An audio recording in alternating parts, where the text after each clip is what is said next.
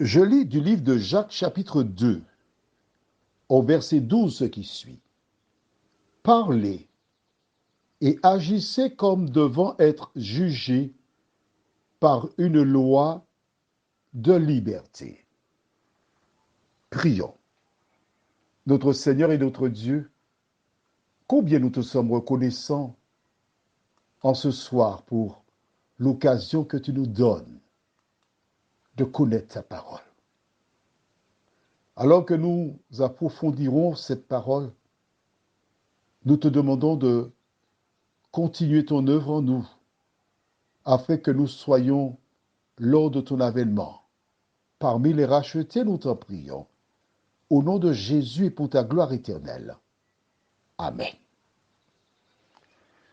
Nous avons, il y a 2 jours, vu le verset 10. Je vais le lire à nouveau, qui déclare « Car quiconque observe toute la loi, mais pêche contre un seul commandement devient coupable de tous.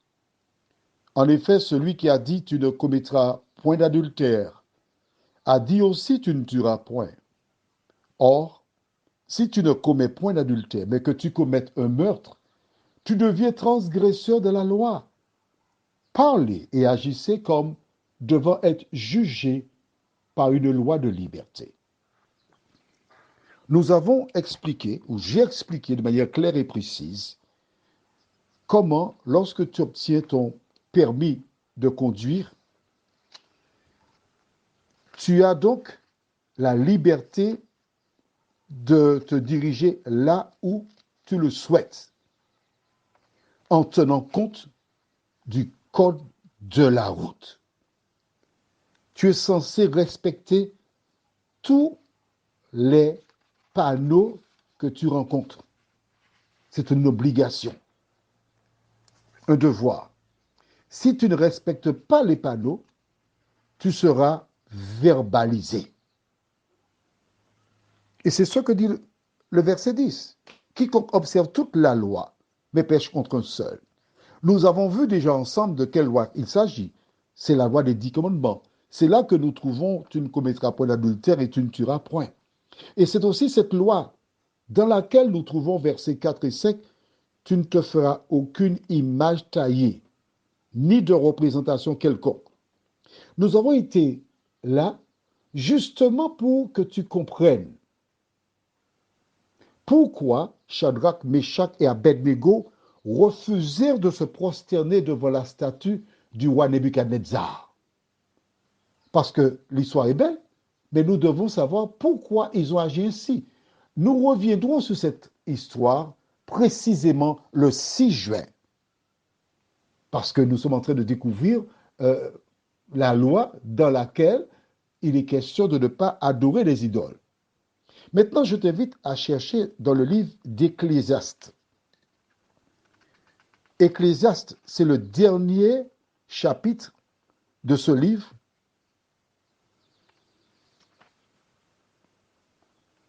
Ecclésiaste 12, précisément. J'attends que tu aies trouvé. Tu as trouvé? Et nous lisons les versets.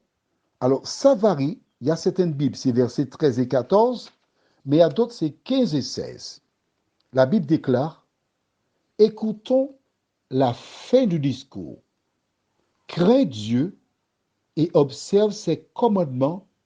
C'est là ce que doit tout homme. »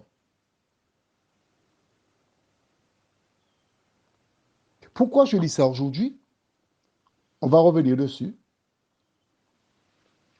Mais c'est important. Pourquoi? Parce qu'il te faut bien comprendre que ce verset-là, d'Ecclésiaste 12, et quand nous retournons au livre de Jacques chapitre 2, verset 12, il nous dit « Parlez et agissez comme devant être jugés par une loi de liberté. » Donc nous serons jugés un jour à partir de la loi dans laquelle se trouve « Tu ne commettras point d'adultère et tu ne tueras point ». Maintenant, tu as l'information. Tu fais comme bon te semble. Mais si je devais te donner un conseil, il faut obéir à Dieu plutôt qu'aux hommes. Prions. Notre Seigneur et notre Dieu, nous te bénissons, nous te louons pour tes bienfaits, pour cette occasion que nous avons de venir vers toi, recevoir la connaissance. Et toutes celles et ceux qui sont sincères, qui te cherchent de tout leur cœur, n'ont aucune difficulté à comprendre ce qu'elles ou ils entendent. Maintenant, Seigneur, la Bible déclare dans Matthieu 24, verset 14, cette bonne nouvelle du royaume sera prêchée dans le monde entier pour servir de témoignage à toutes les nations.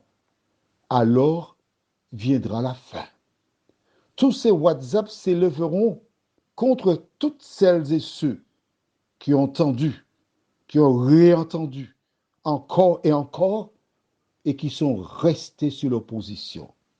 Merci Seigneur, car parmi ces personnes, plusieurs accepteront la vérité et seront sauvés.